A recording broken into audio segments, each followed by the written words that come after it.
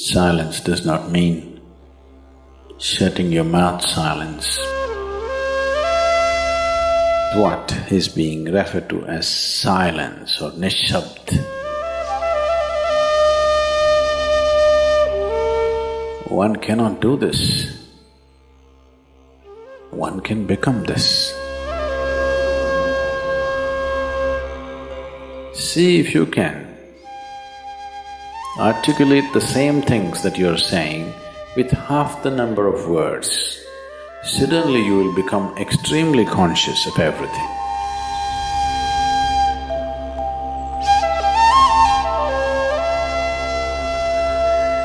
The wind makes its own sound, so does the water.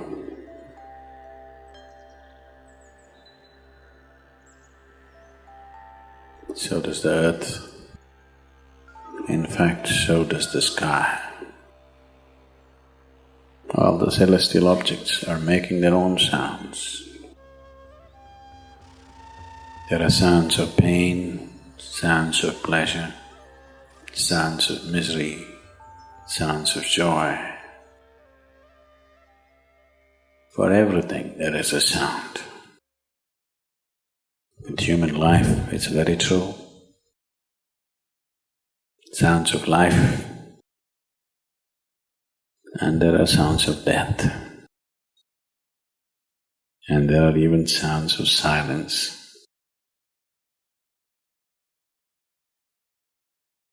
So this complex amalgamation of sounds, different kinds of sounds, creates different intent, different levels of compulsiveness, different levels of bondage, and different possibilities of entanglement.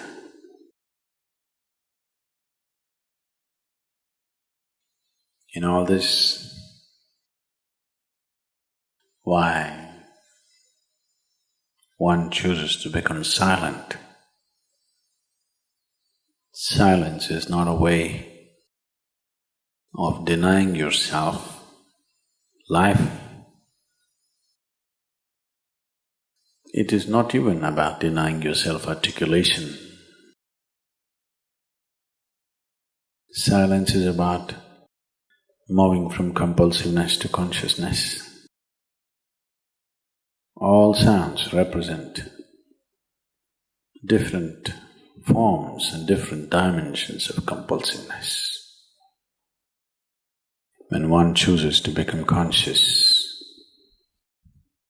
not be entangled in the compulsive nature of the existence, he naturally chooses to become silent. Silence does not mean shutting your mouth silence, plugging your ears silence. You can sing in silence, you can dance in silence, you can even speak in silence, you can even scream in silence. You don't try.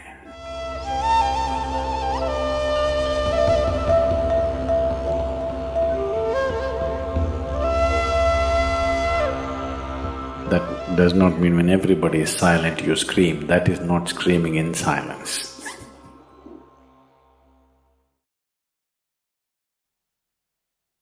Because sound is of the surface, silence is of the core. It is only the surface which makes the sound. See, now the water is hitting the surface and making the sound. Deep down, there is no sound. That is so with life. On the surface, it is a very complex mesh of sounds, a maze of sounds happening. But at the core, there is no sound. There is no word for no sound in English language. We call it nishabd. That means absence of sound, a total absence of sound. Absence of sound means absence of reverberation. Absence of reverberation means absence of life. Absence of life means absence of creation. Absence of creation means absence of the Creator too. So a space which is beyond creation and Creator, a dimension which is beyond life and death, that is what is being referred to as silence or nishabd.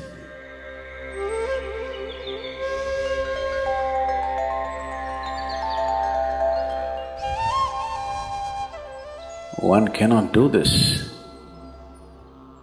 One can become this. Commonly, there are two words employed to describe this. One is maun, that means you're practicing silence, you're not silent. You shut your mouth and you're remaining in maun. This is not nishabd. Maun means you're practicing silence. If you're practicing something, obviously you're not that. Are you life or are you practicing life? I'm asking you. Are you life or are you practicing life? Practicing life? No, your life. Maybe not very well practiced, but your life. Similarly, there is a difference between practicing silence and becoming silence. Practicing silence starts as a certain restriction, but slowly, as one practices silence, one can possibly become silent. One can become silent in intense activity, but nobody can keep up intense activity forever. Moments of intense activity are only moments, nobody can sustain it. You'll expend yourself. Only if you can achieve it in inactivity, it is sustainable. If something is possible only in intense activity, it is never sustainable. In a very intense and ecstatic moment of singing, somebody may become or taste a moment of silence. But how long can you keep it up? Your throat will tear. And your neighbors may kill you. Possible. So this possibility of coming to silence or becoming silent also means to become still, to become utterly still. Stillness can be achieved in so many ways. If you watch a snake, he's still. If you watch a tiger which is on a hunt, absolutely still, charged but still. These are all different dimensions of stillness practiced for survival. If a snake moves too often, he'll get killed. If a tiger does not know how to be still, he'll never get his food. These are all acts of survival. A human being, for survival, he has to be active.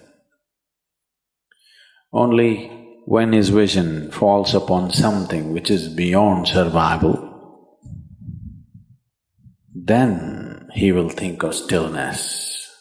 Then he will understand as he observes himself, as he notices the complexity of one's compulsions. He understands the only way to solve it is to become still. to train this body, to train this mind, to become still.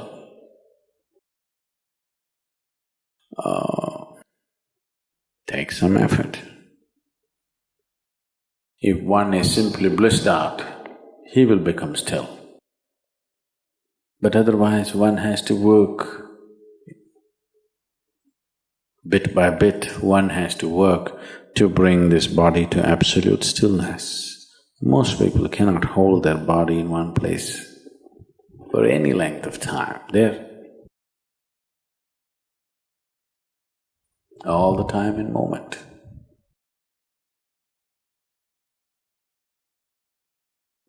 As it is said, a man is ill only because he does not know how to be still. Because in stillness, you're in touch with a dimension way beyond creation. Once one is in touch with that, there is no such thing as illness. If I sit here and the body rots and falls down, still there is no illness, it's just there. Because in fact, when one becomes utterly still, he may not be able to hold on to the body unless he learns the tricks, the mechanism of the body. So why should I become still? Will I lose my body? Anyway, you will lose your body. When the time to lose your body comes, if you want to lose it gracefully, then you must know at least a little bit of stillness. If you want to put your body down like you can put this piece of cloth down, with the same ease, with the same gracefulness, then you need to have some stillness in you. Otherwise, you and your body, you have to be torn apart, which is an ugly thing to do. When you're being torn away from your body, it is an ugly and painful thing to do, unless you can keep it down. There's no grace in life. So if one has to attain to that grace, at least a certain amount of stillness has to enter your life. For this to happen, a certain level of silence has to enter your life. If right now if it is not coming, at least practicing a little bit of Maum. In an hour, if you're speaking 1,573 words right now, how many more? How many words do you spit out in a minute? 1,573, you're actually doing that many? I thought that's impossible. Okay, I believe you. So whatever number you're doing, see if you can articulate the same things that you're saying with half the number of words. Suddenly you will become extremely conscious of everything. Right now, our oral diarrhea is happening. If you're doing 1573, it's diarrhea, okay. Now, if you have to hold back half the words and still say the same things, now you have to be very conscious, otherwise you cannot say it. Just try this and see. Tomorrow, one day. In an hour, normally what number of words you utter, make it half. Don't curtail your activity, still say the same things. But with half the words, how wonderful the whole world will feel, you know.